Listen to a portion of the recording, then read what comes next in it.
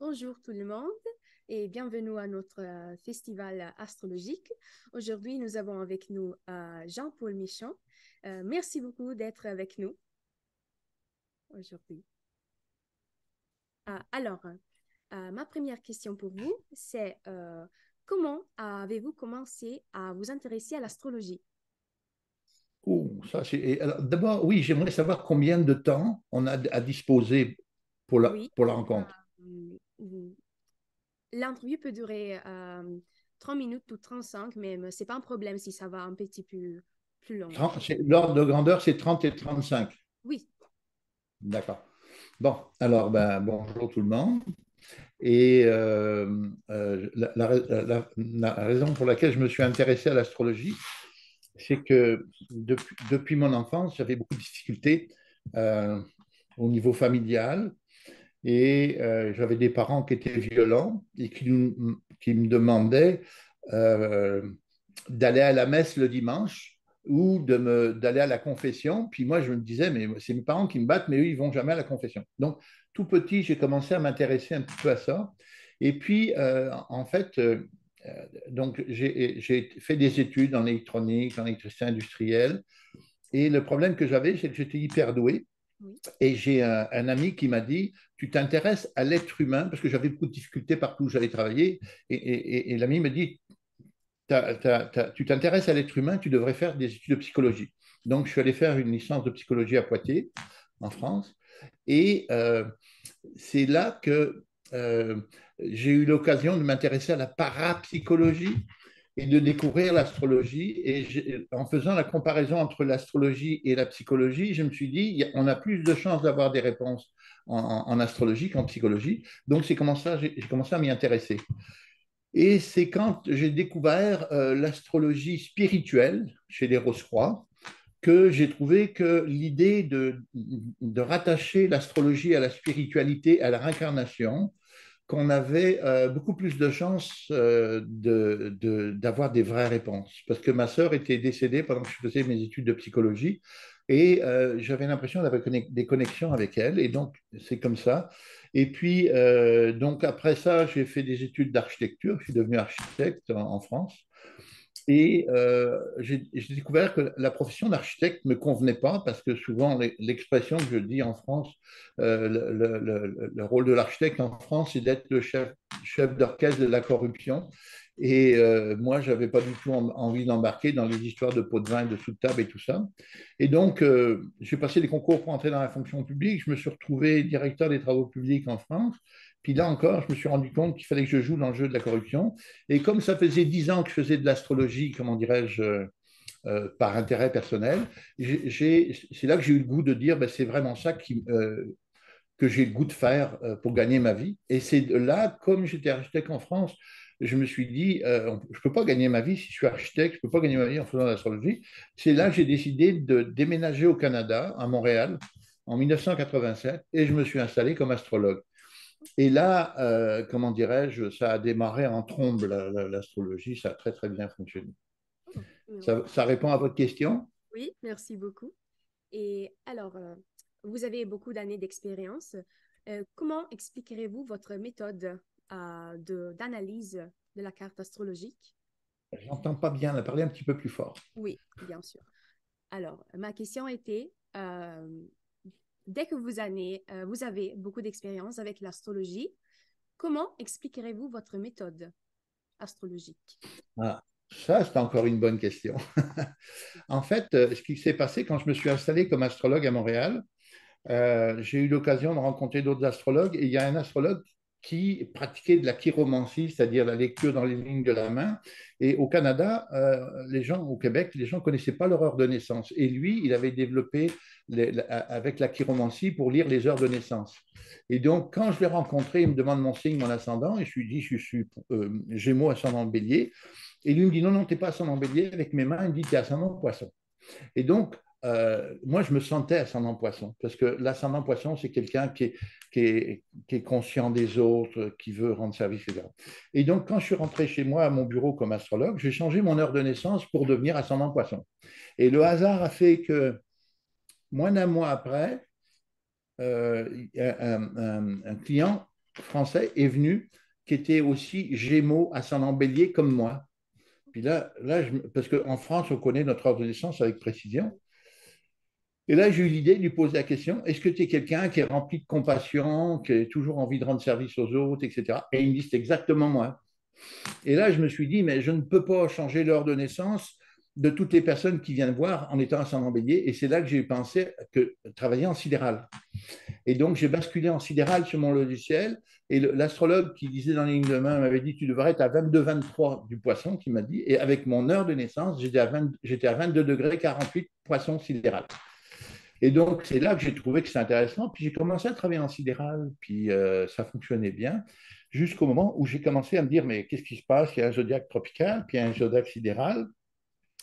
Et là, j'ai eu l'idée de m'intéresser aux deux gouverneurs, Mars pour le tropical et Neptune pour le sidéral. Puis là, j'avais ces deux planètes. Puis là, je me suis dit, ça serait intéressant d'aller voir des cartes du ciel. J'avais le logiciel d'astrologie qui permettait d'aller chercher toutes les cartes du ciel qu'on voulait. Et donc, j'ai eu l'idée d'aller chercher toutes les planètes qui avaient un aspect significatif entre Mars et Neptune. Et je suis tombé sur une carte du ciel extrêmement intéressante. C'est la carte du ciel de Robert Badinter, qui vient de décéder d'ailleurs récemment en France, qui a été ministre de la Justice et qui avait fait abolir la peine de mort. Et donc, je me disais, Mars-Neptune, l'opposition Mars-Neptune, c'est mettre énormément d'énergie par compassion. Et là, je me dis, bon, ben, j'ai trouvé quelque chose d'extraordinaire. Puis là, j'ai commencé à fouiller. Puis la question que je m'étais posée, je dis, mais Robert Badinter, il a une opposition Mars-Neptune. Je dis, mais qu'est-ce qui se passe? Parce que Mars-Neptune, Mars, ça lui prend 2 ans pour faire le tour. On ne peut pas avoir des gens tous les 2 ans pour avoir un aspect comme ça. Donc, j'ai eu l'idée, je pensais qu'il pouvait y avoir un écho dans chaque signe de l'aspect donc, qui correspond à un aspect majeur. Et je me suis dit, ça fait une série qui répond aux mêmes besoins. Et donc, c'est là que j'ai inventé ce que j'ai appelé la série des aspects énergétiques jaunes. Puis après, je suis tombé sur ce que j'appelle les aspects, les sesqui carrés et puis les semi-carrés. Et puis là, pendant une consultation, je suis tombé, ce n'était pas un sesqui carré, c'était un aspect de 165 degrés. Et je l'ai pris pour un sesqui carré. Puis là, j'ai eu l'idée, je dis, mais à ce moment-là, tous les aspects qui sont en 30 plus 15, c'est-à-dire 0 plus 15, ça fait 15, 45, 75, 105, 165, etc. Je dis, ça fait encore une série que je les ai appelées une série de blocage bleu. Et donc, chaque fois que Neptune et Mars avaient un aspect de blocage, alors à ce moment-là, je me suis mis à colorier. Au départ, j'ai fait ça sur mes cartes du ciel, je les ai imprimées, puis je coloriais avec un feutre. Puis, c'est le gars qui fait mes logiciels à Paris, la compagnie Aureas, qui m'a dit qu'on pouvait euh, colorier directement le logiciel. Donc, on les a coloriés là-dessus. Puis là, donc, je me suis intéressé à tous les aspects mineurs. Et j'ai donc, entre autres, trouvé le livre de Bill Tierney ici. Mais Bill Tierney, il disait quelque chose d'assez bizarre dans son livre. Là. Il disait qu'ici, à la fin, dans la table des matières, il dit que les aspects mineurs sont des aspects rares. Et Oui. donc, quand on parle du quintile, du septile et du novile. Et moi, j'ai eu l'idée de faire une recherche statistique, parce que j'ai un fichier énorme de 63 000 cartes du ciel. Oui. Et donc, j'ai eu l'idée d'aller chercher les aspects mineurs dans toutes les cartes du ciel, parce que j'avais développé, donc, pour les quintiles, pour les septiles et les noviles, un type de série aussi qu'on retrouve dans le 30, 60, 90, etc. Dans chaque signe, j'avais un écho de mes aspects mineurs. Et donc, j'ai eu l'idée d'aller chercher dans mon fichier 68 000 cartes combien il y avait d'aspects mineurs, parce que lui disait que c'est des aspects rares. Eh bien, les aspects majeurs, on en trouve 100%, les aspects de blocage, 99%, et puis les autres, ça tourne entre 97 et 98%, c'est-à-dire qu'il y en a partout des aspects mineurs. Et là, comme je me suis mis à les colorier, eh bien, ça a fonctionné très, très bien. Et j'ai eu des résultats extraordinaires en consultation. Donc, la clé, en fait, de toutes ces recherches que j'ai faites, c'est de travailler en faisant des consultations. Parce que si on ne peut pas trouver de réponse dans les livres, on invente quelque chose, ça n'existe pas. Oui. Et puis après, je me suis mis à découvrir que, donc, entre le sidéral et le tropical, comme entre le poisson et le bélier, on pouvait mettre les couleurs. Et donc, j'avais 5 couleurs. Et après, j'ai découvert qu'on pouvait aussi observer les interactions entre une superposition bélier-poisson puis scorpion-balance. Et donc, j'ai eu l'idée d'observer ça et j'ai découvert qu'il y avait dans chaque carte du ciel, 66 types d'interactions avec 2 fois 6 couleurs, parce qu'il y a 5 couleurs plus le non-couleur. Et Oui. donc, ça faisait 36 combinaisons. Donc, 36 combinaisons, 66 interactions, ça fait 2376 combinaisons que j'ai rédigées dans mon dernier livre ici, là, vous voyez, Oui. il y a 2376. Et donc, la grosse affaire qui s'est passée, si vous voulez, ça a été d'apprendre à gérer cette complexité. Parce que quand on a une interaction comme ça avec 2 zodiaques, et Oui. puis ça fait donc 4 planètes qui interagissent ensemble, puis on se dit, c'est quoi qui se passe? Et là, j'ai compris que le côté sidéral de l'astrologie, c'était comme des propositions, et l'aspect tropical, c'était la réalisation. Donc, si on prend par exemple un exemple du signe du Sagittaire sidéral, en tropical, c'est le Capricorne, mais le Sagittaire, il a des idées, et le Capricorne, mais il doit les mettre en œuvre. Et donc, on trouve ce principe-là dans l'ensemble des constellations, des configurations. Et donc, j'ai analysé à chaque fois 4 planètes 2376 fois. Et donc, je me suis fait un fichier de 3500 cartes du ciel à peu près de gens que je connaissais, des personnes connues, et qui m'ont servi chaque fois que j'analysais une combinaison de 4 planètes. J'allais chercher les cartes du ciel qui correspondaient à ça, et j'ai pu vérifier comment dirais-je, en sortant les cartes du ciel qui avaient ces aspects-là, que donc j'ai appelé des puces par la suite, que ça fonctionnait bien. Et donc, on est arrivé avec ce système du double zodiaque à une astrologie extrêmement riche.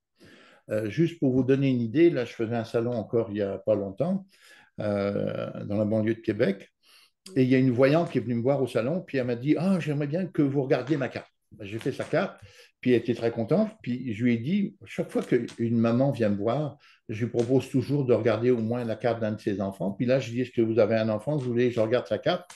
J'ai regardé sa carte, puis la réaction de la femme a été assez forte. Elle a dit, mais comment vous pouvez être aussi précis? C'est inimaginable. Elle a pris son cellulaire, elle a appelé son conjoint qui était resté à son kiosque dans le Oui. salon. Il est venu, puis le gars, il m'a dit, écoutez, vous connaissez mon enfant mieux que nous. Et donc, on a de tels résultats avec le double zodiaque que c'est impensable. Et donc, ça devient un outil extraordinaire. Oui. Et donc, et la difficulté, justement, c'est que dans une consultation, on ne peut pas essayer d'analyser 4 planètes qui interagissent ensemble avec 33 aspects différents, enfin, avec 6 aspects. Chaque famille d'aspects, je leur ai donné des couleurs. Et donc, j'ai les jaunes pour les aspects énergétiques, bleus pour les aspects de blocage, vert pour les aspects de mission, rouge pour les aspects de talent et mauve pour les aspects de recherche. Mais quand on est en consultation, c'est très difficile de faire la synthèse de tout ça. C'est pour ça qu'il est utile de les avoir sous les yeux, écrites comme ça. Quand on est en consultation, on clique sur la carte du ciel. Donc, il y a la carte du ciel, il y a un logiciel Aureas à Paris qui est Oui. adapté pour le double zodiaque. On clique, on a le numéro de la puce et on va chercher directement l'information qu'il y a dedans. Ça donne une astrologie d'une très, très grande précision. Oui, c'est fascinant. Alors, Oui. ça vous plaît? Oui, beaucoup, merci. Ma Est-ce prochaine que vous avez des question. questions par rapport à ça? Ah, pardon? Comment? Est-ce que vous pouvez répéter? Parlez un petit peu plus fort. Oui, non, j'avais juste dit que c'est fascinant. C'est fascinant, ah oui. Oui. Et alors, si vous voulez, la difficulté que j'ai eue, c'est de faire accepter toutes mes recherches. Puis il y a Ouais. des astrologues qui sont complètement dépassés par tout ça. Parce que la problématique qui se pose, si vous voulez, c'est que les astrologues, ils apprennent l'astrologie, mais avec peu d'éléments. C'est-à-dire qu'on a juste des aspects majeurs, on n'a pas le double zodiaque. Et Oui. donc, c'est comme si on avait pas assez d'éléments pour une image, par exemple. C'est comme si la résolution de l'image était faible Et puis moi, je leur propose de multiplier par 100 le nombre de paramètres. Et eux, comme ils ne voient pas déjà une image claire là, ils pensent qu'en augmentant la complexité, ils n'arriveront jamais à dominer l'astrologie. Alors qu'en fait, plus on augmente le nombre de paramètres, plus le nombre de résolution de l'image est précise. Et c'est comme ça que la voyante qui était venue me voir au salon m'a dit, mais vous décrivez mon enfant mieux que j'aurais pu moi-même l'imaginer. Vous Ah, voyez, c'est passionnant. oui, vraiment. Et alors, vous avez mentionné vos consultations et j'avais juste envie de vous de faire ces questions-ci. Euh, comment se déroule une consultation avec vous? Qu'est-ce que vous faites principalement? Alors, ben, j'ai une sorte de protocole d'analyse des cartes du ciel. Oui, Et c'est là, si vous voulez, qu'il y a un monsieur qui m'a beaucoup aidé là-dedans. C'est Stephen Forrest, que vous devez connaître, oui, bien sûr. hein, un astrologue américain. En fait, et ce qu'il expliquait, Stephen Forrest, c'est que moi, au départ, j'avais découvert les progressions logarithmiques de Hateman, un Américain encore. Je ne sais pas si vous avez entendu parler de ça. Oui, Et donc, moi, je savais qu'il y avait une progression à travers le zodiaque qui était logarithmique. Mais ce que Stephen Forrest a fait découvrir, c'est qu'il y avait une progression aussi à travers les maisons. C'est-à-dire que la maison 1 a un impact sur la maison 2, la maison 2 a un impact sur la maison 3. Et donc, quand j'analyse une carte du ciel pour des clients, je pars toujours de l'ascendant qui correspond à une proposition. La maison 2 vient confirmer, alors là encore avec mon système de couleurs, de puces, de machin, etc., comment la personne vit toutes les gestes qu'elle pose. Donc la maison 2 n'est pas la maison des acquis ou des avoirs, comme dit l'astrologie traditionnelle, mais la maison de la confiance en soi. Et donc, si on a confiance en soi, effectivement, on va devenir riche. Et donc, on voit toutes ces subtilités-là. La maison 3, c'est à partir du moment où on a confiance en soi, ben, on va demander aux autres qu'est-ce qu'ils en pensent. On voit encore dans la maison 3. Après, on voit la maison 4 qui correspond à l'environnement familial. On voit les relations avec les parents, machin, etc. Puis après, au niveau de la maison 5, on découvre que l'enfant, eh bien, il cherche à se détacher de ses parents, donc il vient critiquer un peu la relation avec les parents. Et on voit très très bien ce qui se passe entre la maison 5 et la maison 6, et entre la maison 4 et la maison 5. La maison 6, c'est une fois que l'enfant a découvert qui il était avec la maison 6, il va découvrir qu'est-ce qu'il veut faire dans la vie. Et là encore, avec toutes mes subtilités de couleurs, de puces, etc., on a toutes les précisions et les nuances qu'on veut.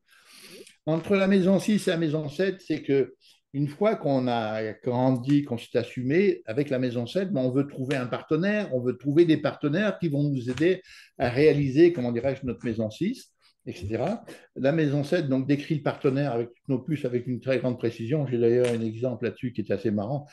Une dame que j'avais par Skype, comme ça, et puis je lui décris l'homme de sa vie. Puis la femme, elle s'énerve, elle dit, mais non, non, vous n'avez pas la carte du ciel de mon mari, vous ne le connaissez pas, vous ne l'avez jamais rencontré, puis vous le décrivez pratiquement mieux dans la carte que moi je le connais. Il dit, il y a un truc, ça ne marche pas. Puis là, son conjoint est sorti d'une porte dans son bureau, il est venu, puis il m'a braqué un peu dans l'écran, il a dit, vous, il va falloir qu'on se parle parce que c'est pas correct ce que vous faites. C'est ça, ce genre de réaction que j'ai, qui est assez marrant. La maison 8, après, c'est pas la maison de la mort ou des héritages, de machin, c'est la maison des rapports de force qu'on a avec les autres. Donc, souvent en consultation, quand quelqu'un vient me voir qu'il est tout seul dans la vie, je lui donne une clé en relation avec la maison 8 pour lui dire comment détecter si on a affaire à un bon conjoint ou pas. Parce que c'est la maison qui gère un peu les rapports de force avec l'autre dans une relation de couple. Donc, comme ça, on sait comment réagir face à l'autre. Tout est là encore, c'est passionnant. La maison 9, ben, c'est là aussi, c'est la suite. Souvent, je dis à mes clients, oui, la carte du ciel véritablement commence à la maison 9, parce que de la 1 à la 8, on découvre le qui on est, nos problèmes, nos difficultés, mais à la maison 9, c'est qu'est-ce qu'on fait de tout ça. C'est-à-dire que là, on va définir nos valeurs, comment on veut fonctionner dans la vie, c'est quoi nos réflexions sur la vie. Et la maison 10, c'est pour mettre en pratique, comment dirais-je, tout ce qu'on a développé ou acquis ou compris dans la maison 9. Et au niveau de la maison 11, là, on retrouve, ce ne sont pas la maison des amis, mais ce que j'appelle, moi, la maison des alliances stratégiques, c'est-à-dire tous les gens qu'on n'a pas convaincus au niveau de la maison 10 en termes de notoriété, de relations professionnelles, etc., Oui. on va les retrouver comme alliance professionnelle dans la maison 11, c'est-à-dire que c'est des gens qui vont se rapprocher de nous pour ce qu'on représente. Et la maison 12, eh bien, c'est qu'est-ce qu'on va faire pour tous ces amis pour aider à, comment dirais-je, régler leurs problèmes dans leur vie, etc. Et donc, on a fait le tour. Ah oui. C'est Merci. passionnant.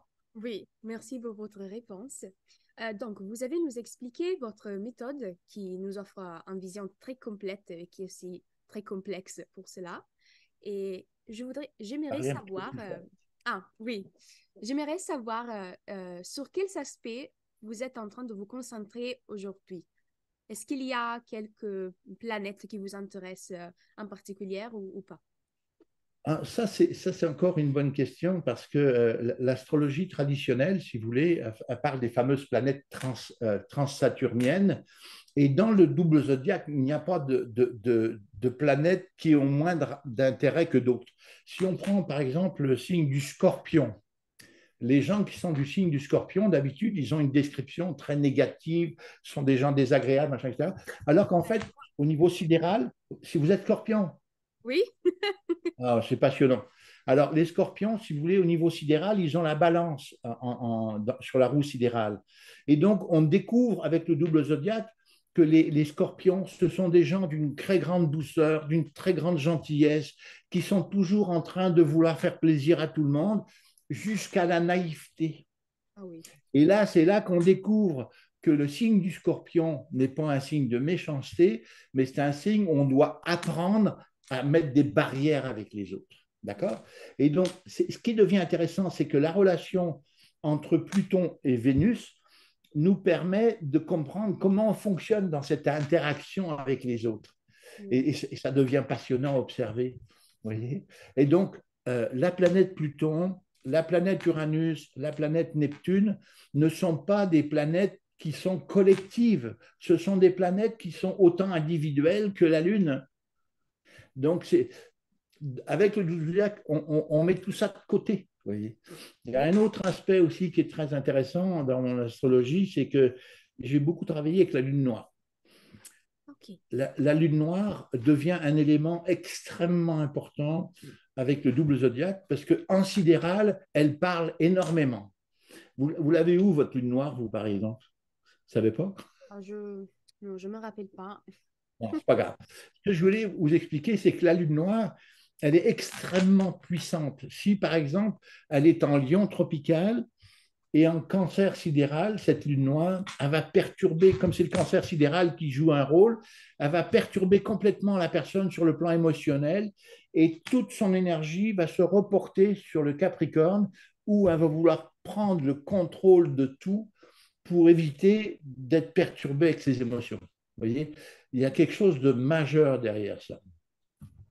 Et une dernière affaire que je voulais parler, qui est encore une grosse polémique avec les astrologues, c'est la fameuse inversion Mercure-Vénus qui a été proposée par Maurice Nouvel. Vous voyez, Oui. Maurice Nouvel a dit qu'on devait tenir compte de l'inversion Mercure-Vénus parce que quand on est passé du Moyen Âge, que la Terre était plate à la Terre ronde, les astronomes ont déplacé les équations sur le Soleil, mais comme les deux planètes qui étaient entre le Soleil et la Terre, Vénus-Mercure, ils ont oublié de changer les équations. Je ne sais pas trop à cause de quoi. Oui. L'aspect scientifique de ça ne m'intéresse pas, mais moi, j'ai commencé à m'intéresser à la version Mercure-Vénus, que quand j'ai sorti mon premier livre, il y a 25 ans maintenant, Oui. l'auteur, Maurice Nouvel, m'a écrit, m'a dit que mon livre était génial, mais je n'avais pas tenu compte de son livre à lui, qui était d'inverser Mercure-Vénus. Puis j'ai regardé deux, trois cartes du ciel, puis j'ai laissé tomber, comme font beaucoup d'astrologues d'ailleurs. Et sauf que moi, j'ai eu l'occasion d'aller au Mexique Ok. et hablo espagnol igual al francés. Ah, qué bueno. Es por eso que cuando he ido ahí he podido hablar español y escuchar una conferencia de astrología que hablaba de Venus y Mercurio. Es por eso Exactement. que au Mexique, les gens disent qu'ils inversaient Mercure-Vénus. Et donc, quand je suis revenu à Montréal, où j'étais, j'ai appelé mon gars à Paris pour lui dire est-ce qu'il n'y aurait pas de possibilité dans le logiciel d'inverser Mercure et Vénus. Et il m'a dit ben, c'est déjà fait parce qu'il y a eu des recherches qui ont été faites suite au travail de Maurice Nouvel et les statisticiens scientifiques de l'astrologie ont démontré que ce n'était pas sérieux son affaire. Oui. Sauf que moi, j'ai repris les études statistiques, puis comme je savais que les astrologues utilisaient des orbes qui n'étaient pas cohérentes, j'ai dit, je vais refaire ces études statistiques en utilisant uniquement les conjonctions. Alors, j'ai pris Vénus-Saturne, Mercure-Saturne, Vénus-Jupiter, Mercure-Jupiter, Vénus-Mars, etc. Puis j'ai regardé dans toutes les cartes, puis c'est l'inversion qui fonctionnait. Oui. Et donc, actuellement, j'utilise donc cette inversion Mercure-Vénus. Et il faut savoir qu'avec le double zodiaque, elle a un impact sur 6 signes du zodiaque sur les 12.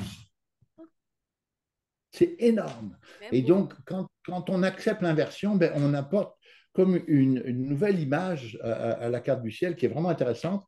Et la dernière chose que je voulais dire au sujet de cette inversion Mercure-Vénus, c'est que j'ai découvert depuis 25 ans que je pratique cette inversion, c'est que, en fait, Mercure et Vénus gouvernent nos deux intelligences. On a deux intelligences. On a l'intelligence de Mercure qui est une intelligence rationnelle, rigoureuse. Quand on écrit un texte, il manque une virgule quelque part, ça va nous sauter aux yeux tout de suite. D'ailleurs, quand Priap, le point opposé à la lune noire, est dans le signe de la Vierge, on a affaire à ce que j'appelle des fouilles merdes. Il y a des gens qui veulent tout savoir et puis mettre leur nez partout. Donc, Mercure est donc la planète du détail, de l'intelligence rigoureuse rationnelle, et Vénus devient l'intelligence globale. C'est-à-dire qu'en fait, au lieu que ça soit la planète de l'amour, etc., ça devient la planète de l'intelligence globale qui fait qu'on a conscience de l'harmonie. Et quand on arrive quelque part, cette intelligence globale qui est comme une sorte d'intelligence qui est accumulée des vies antérieures, et bien on arrive quelque part, on voit tout de suite ce qui ne va pas. Voyez. Oui. Et donc, cette intelligence globale, donc votre planète Mercure devient la planète Vénus, et avec les aspects, vous savez beaucoup mieux de qui vous êtes. Ok. Oui. C'est passionnant à découvrir tout ça. Si. Alors, Et donc, moi, j'ai eu des astrologues qui sont venus me voir en consultation, particulièrement une dont je viendrai tout le temps, qui avait la conjonction, si vous voulez, Mercure, Saturne au départ dans sa carte du ciel, puis avec moi, c'est devenu Vénus-Saturne. Et vous savez ce qu'elle m'a répondu? Elle me dit, je comprends pourquoi je suis restée toute seule dans ma vie. fascinant. Ouais, C'est vraiment. fascinant. Oui. Voilà, qu'est-ce que j'aurais d'autre à vous dire là-dessus? Je ne sais pas, des questions? Oui, bien sûr. Donc, vous avez développé votre méthode vous avez l'expliqué, merci pour cela. Je voulais savoir quel a été l'impact de l'astrologie sur votre vie selon vous? Je n'ai pas bien compris. Ah Je oui, deviens un peu sourd avec l'âge. oui, oui, je répète. Alors, quel a été l'impact de l'astrologie sur votre vie selon vous? Encore, c'est une bonne question. Parce que la plupart des gens, si vous voulez, ils naissent, ils vivent, sont conditionnés par leur famille, on les emmène à faire une certaine job, un certain travail, mais les gens ne sont pas heureux. Oui, Puis souvent, ils attendent la retraite pour dire je vais enfin être libre et faire ce que je veux. En fait, moi, quand j'étais architecte, j'étais pas heureux parce que il y avait des choses qui ne me plaisaient pas dans la profession. oui, Le jour où j'étais installé comme astrologue, j'ai vécu le bonheur parce que apporter des réponses aux gens en consultation et le bonheur qu'on apporte aux gens en leur apportant des vraies réponses, ça remplit le cœur. C'est le premier salaire qu'on peut avoir. Voyez. Et la plupart des gens, justement, sont souvent à côté de la plaque parce que on est dans une société, comme on dit, judéo-chrétienne, où on nous dit, la femme, on leur dit, tu dois obéir à ton conjoint, euh, le mari, on lui dit, tu dois obéir à ton patron, mais c'est pas ça la vraie vie, Non. voyez. Oui. Un dernier point là-dessus que j'ai oublié de vous dire, qui est très important, c'est que dans l'astrologie traditionnelle, justement, euh, euh, la Lune représente les femmes et le Soleil représente les hommes. Mais ça, avec le double zodiaque, ça ne marche pas.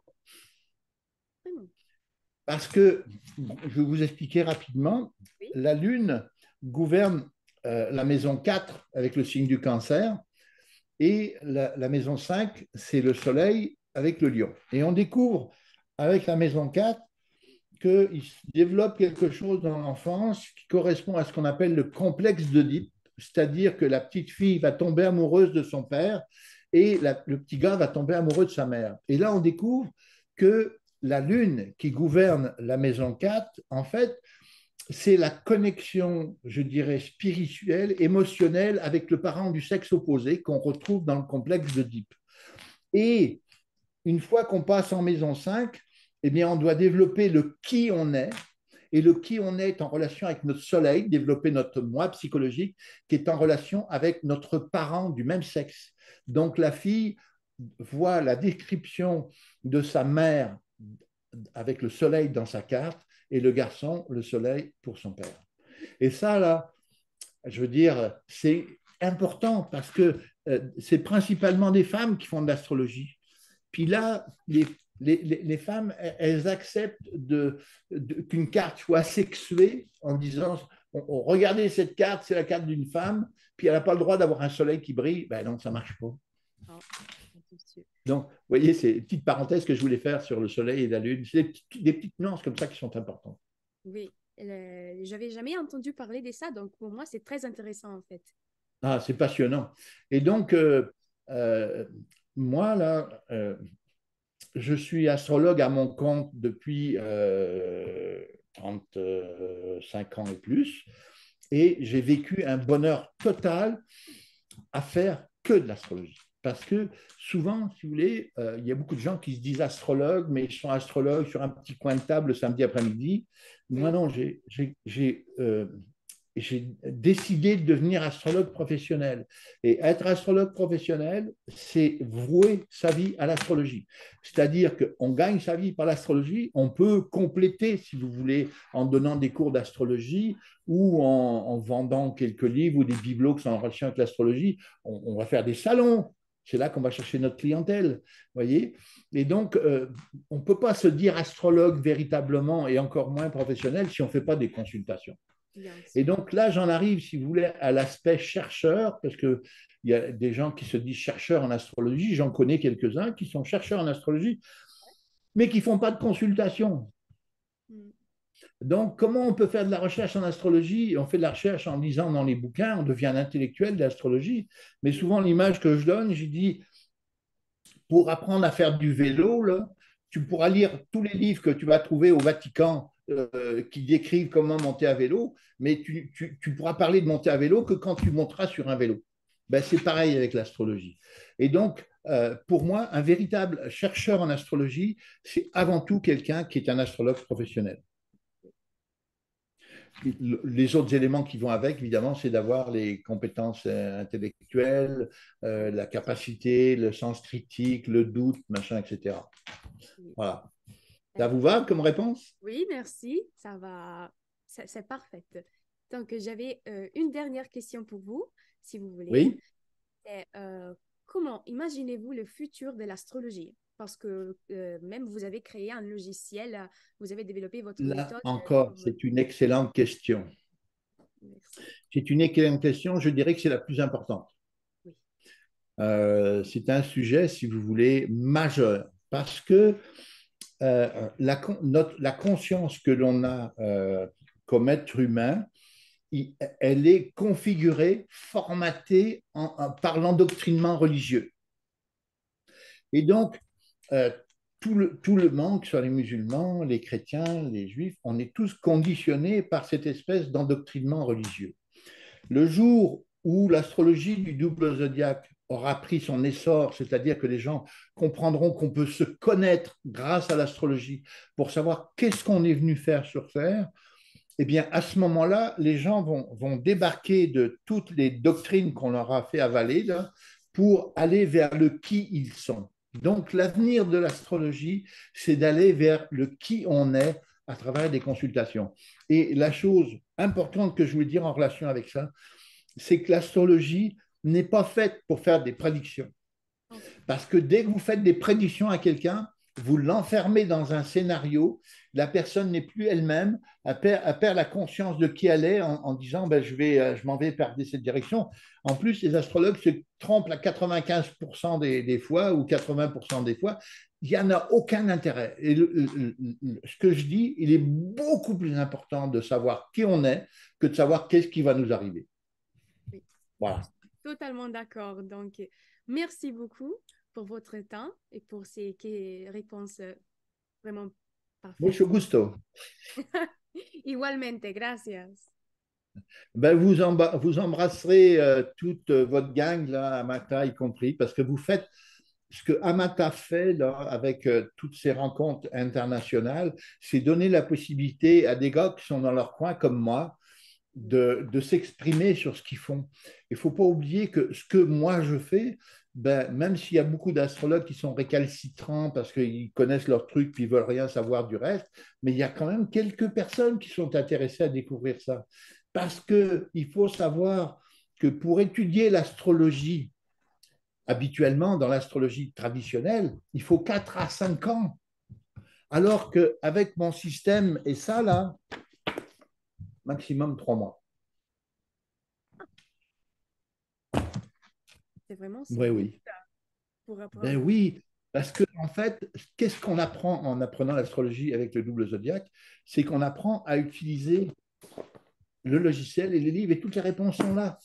Donc c'est vrai que ça prend un peu de pratique, mais dès qu'on maîtrise l'outil, eh bien, on peut faire des cartes du ciel, puis après, ça prend de la pratique, c'est sûr, mais au moins, au départ, on part. Et les feedbacks que certains de mes élèves ont avec les clients, Oui. eh bien, c'est extraordinaire.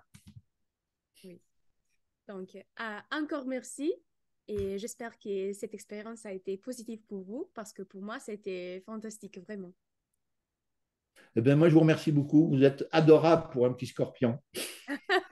Merci. Au plaisir. Voilà. Je fais